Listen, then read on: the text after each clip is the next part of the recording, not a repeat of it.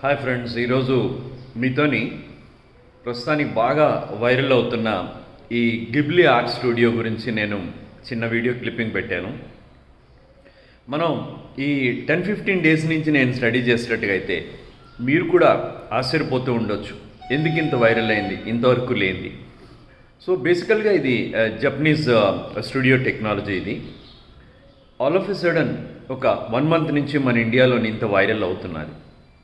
ఎక్కడ చూసినా సరే ఫ్యామిలీ ఫోటో అప్లోడ్ చేయడం, దాని పక్కన ఈ గిబ్లీ స్టూడియో టెక్నాలజీతో ఉపయోగించిన ఫోటో అప్లోడ్ చేస్తున్నాం మనం. నేను చాలా ఒక జర్నల్స్ చదివిన తర్వాత కొంతమంది ఏఐ కలీగ్స్తోని డిస్కస్ చేసిన తర్వాత ఈ చిన్న క్లిప్పింగ్ పెడుతున్నాను. సో కంప్లీట్గా సైబర్ సెక్యూరిటీ పరంగా ఇది పూర్తి సెక్యూరిటీ అని మనం చెప్పలేం, because we're using this technology through other apps as well as ChatGPT and Gemini also. So how far it is secured అనేది డెఫినెట్గా it's a big question mark.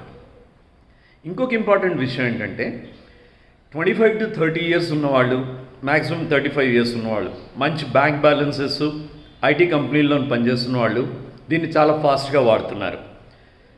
వాళ్ళ మొత్తం ఇన్ఫర్మేషన్ అంతా కూడా ఇప్పుడు ఎవరి చేతిలో ఉంటుంది, ఎక్కడికి వెళ్తున్నది అనేది తెలియదు మనకి. ఈ మధ్యన మనం కొత్తగా వింటున్నాం, జస్ట్ ఫోటో ఉంటే చాలు మన అమౌంట్ మొత్తం బ్యాంక్లోంచి కొట్టేవచ్చని. సో ఐ డోంట్ నో, టెక్నాలజీని మనం వాడుకోవాలి, టెక్నాలజీని ఆనందించాలి, but at the same time security breaches అనేవి ఎంత ఎక్కువగా ఉన్నది అనేది మనం డెఫినెట్గా ఆలోచించవలసిన విషయం. సో ఈ గిబ్లీ ఆర్ట్ స్టూడియో వాడే ముందర మీరు పూర్తిగా ఫ్యామిలీ ఫొటోస్ పెట్టకుండా జాగ్రత్తగా ఆలోచించి ఒక స్టెప్ వేయండి.